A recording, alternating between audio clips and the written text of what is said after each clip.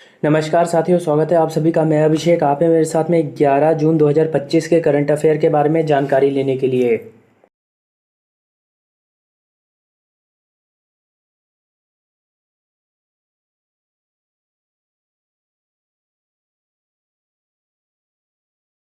साथियों, मैं आपका स्वागत करता हूं अपने चैनल स्मार्ट टीचिंग अभी 20 GS बाई अभिषेक में।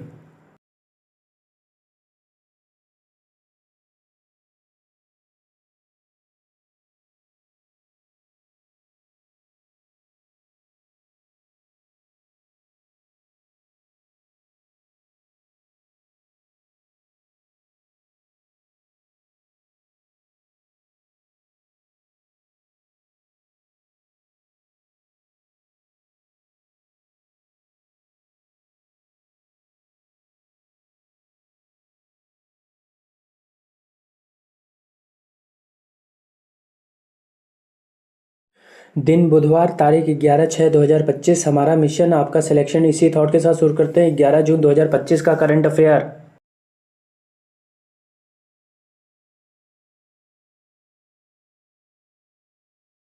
पहला, हाल ही में किस देश के दिग्गज बल्लेबाज निकोलस पूरन ने अंतर्राष्ट्रीय क्रिकेट से संन्यास की घोषणा की है? उत्तर है वेस्ट इंडीज। आइए इस खबर के बारे में जान लें। वेस्ट इंडीज के विस्फोटक बाएं हाथ के बल्लेबाज और पूर्व व्हाइट बॉल कप्तान निकोलस पूरन ने महज 29 वर्ष की उम्र में अंतर्राष्ट्रीय क्रिकेट से संन्यास की घोषणा कर दी है। निकोलस पूरन के बारे में। निकोलस पूरन बाएं हाथ के बल्लेबाज है। वह वेस्ट इंडीज देश का प्रतिनिधित्व करते हैं। कैरियर, वह 106 T20I मैच खेल चुके हैं। इसमें 2275 रन, औसत 26.14 और स्ट्राइक रेट 136.39 है। वेस्ट इंडीज के T20 में सर्वाधिक रन बनाने वाले बल्लेबाज हैं। 61 वनडे में 1983 रन, औसत 39.66 और स्ट्राइक रेट 99.15 है। अगला, हाल ही में भारत का पहला अंतर्राष्ट्रीय कृषि हैकाथॉन कहाँ संपन्न हुआ? उत्तर है पुणे में। आइए इस खबर के बारे में जान लें।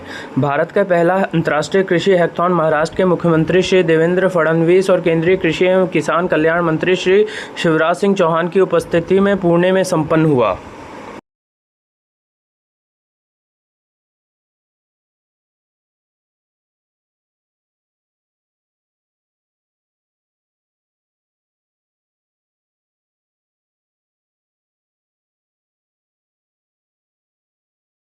अगला, हाल ही में फाइनेंशियल ईयर 25 में किस राज्य ने 51% FDI आकर्षित किया है? उत्तर है उपयुक्त दोनों, कर्नाटक और महाराष्ट्र। आइए इस खबर के बारे में जान लें।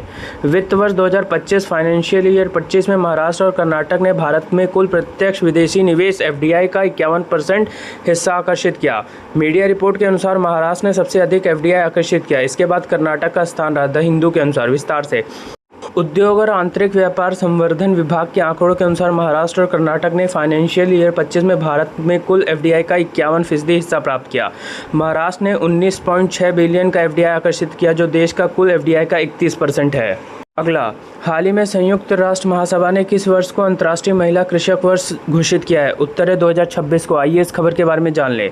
संयुक्त राष्ट्र महासभा ने वर्ष 2026 को अंतर्राष्ट्रीय महिला कृषक वर्ष घोषित किया है। संयुक्त राष्ट्र महासभा ने 2 मई 2024 को एक प्रस्ताव पारित कर 2026 को अंतर्राष्ट्रीय महिला कृषक वर्ष घोषित किया।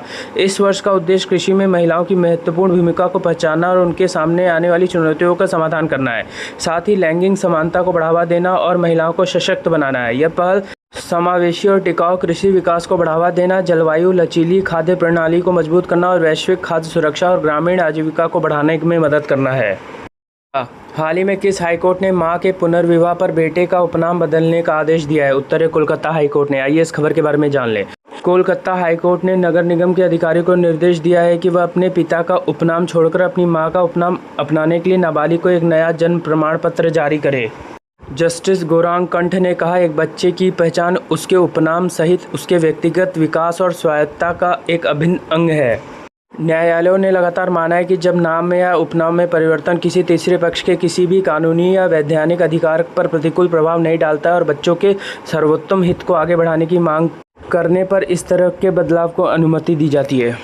अगला, हाल ही में कहाँ पोसोन पोया उत्सव मनाया जा रहा है? उत्तर है श्रीलंका में। आइए इस खबर के बारे में जान लें।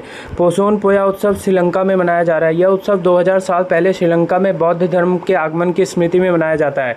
यह उत्सव जून की पूर्णिमा के दिन मनाया जाता है और इसे सम्राट अशोक के पुत्र अरहत महिंदा द्वारा श्रीलंका के राजा देवानम पियातिस्सा को दिए गए पहले उपदेश की याद में मनाया जाता है।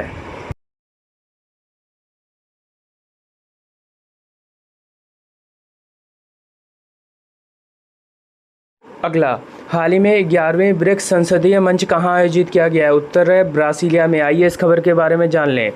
ब्रासीलिया 6 जून 2025 4 से 5 जून 2025 को ब्राजीलिया में आयोजित 11वें ब्रिक्स संसदीय फोरम के वार्षिक सम्मेलन में भारत सहित 10 सदस्य देशों की सांसदों के प्रतिनिधियों ने भाग लिया। भारत का नेतृत्व लोकसभा अध्यक्ष श्री ओम बिरला ने एक उच्च स्तरीय प्रतिनिधिमंडल के साथ किया।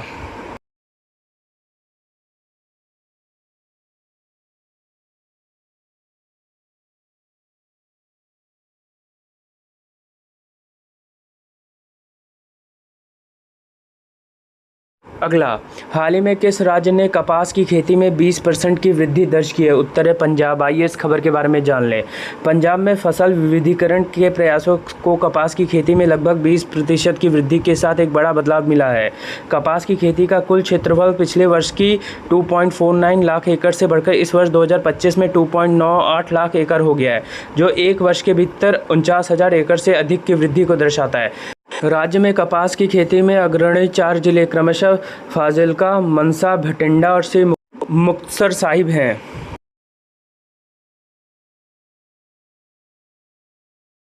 अगला, हाल ही में किसने छठी NIIFGC बैठक की अध्यक्षता की है? उत्तर है निर्मला सीतारमण ने। आइए इस खबर के बारे में जान लें। वित्त मंत्री सीतारमण ने छठी NIIFGC बैठक की अध्यक्षता की। परिषद ने फंड प्रदर्शन पूंजी जुटाने की रणनीति की समीक्षा की। केंद्रीय वित्त एवं कॉरपोरेट मामलों की मंत्री निर्मला सीतारमण ने कल नई दिल्ली में राष्ट्रीय निवेश एवं अवसंरचना कोष लिमिटेड की गवर्निंग काउंसिल की छठी बैठक की अध्यक्षता की।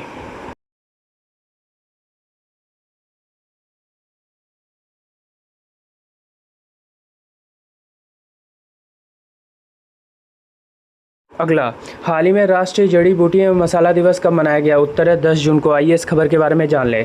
राष्ट्रीय जड़ी बूटी एवं मसाला दिवस 10 जून को मनाया जाता है। नेशनल डे कैलेंडर ने 10 जून को इस दिवस के रूप में नामित किया, ताकि ताज़ी और सूखी जड़ी बूटियों और मसालों के उपयोग से प्राप्त विविधता और गुणवत्ता को पहचाना जा सके। यह दिन 2015 से मनाया जा रहा है और 2015 से पहले इसको सबसे पुराना संदर्भ 1999 में जड़ी बूटी दिवस के रूप में था।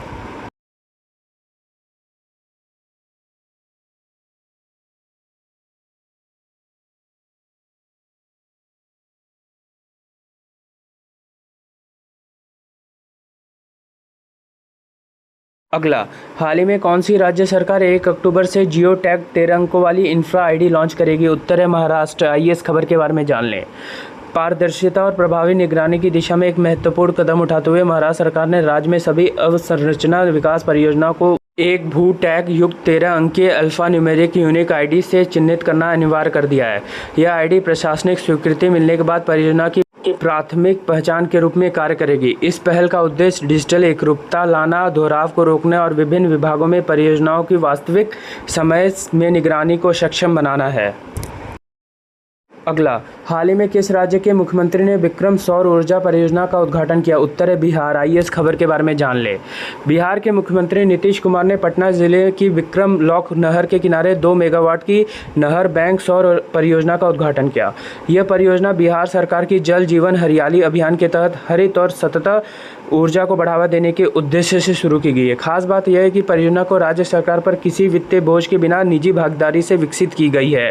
आगामी 25 वर्षों तक यह संयंत्र 3.10 प्रति यूनिट की दर से बिजली आपूर्ति करेगा।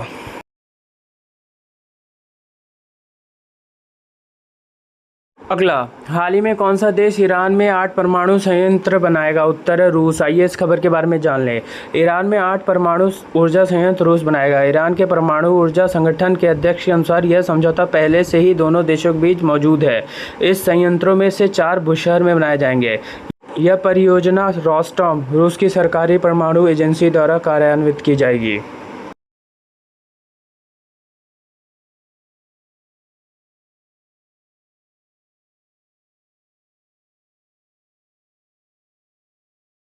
अगला, हाल ही में किसे उपसेना प्रमुख रणनीति नियुक्त किया गया है? उत्तर है राजीव घई को। आइए इस खबर के बारे में जान लें। भारतीय सेना में उपसेना प्रमुख रणनीति के पद पर लेफ्टिनेंट जनरल राजीव घई की नियुक्त किया गया है।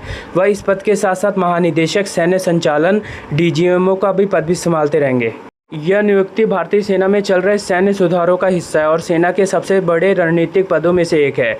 लेफ्टिनेंट जनरल घई ने पहले भी कई महत्वपूर्ण पदों पर कार्य किया है, जिसमें सीमा पार उग्रवाद, तस्करी और जातीय अशांति जैसी चुनौतियों से निपटने के लिए संपूर्ण सरकार दृष्टिकोण पर जोर दिया है। उन्होंने ऑपरेशन सिंदूर में भी महत्वपूर्ण भूमिका निभाई थी, जो पाकिस्तान स्थित आतंकी संगठनों पर सटीक हमले के लिए जाना जाता है। साथियों, अगर मेरा कंटेंट पसंद आए तो लाइक, शेयर और सब्सक्राइब कर दीजिएगा। धन्यवाद। आपका दिन मंगलमय हो।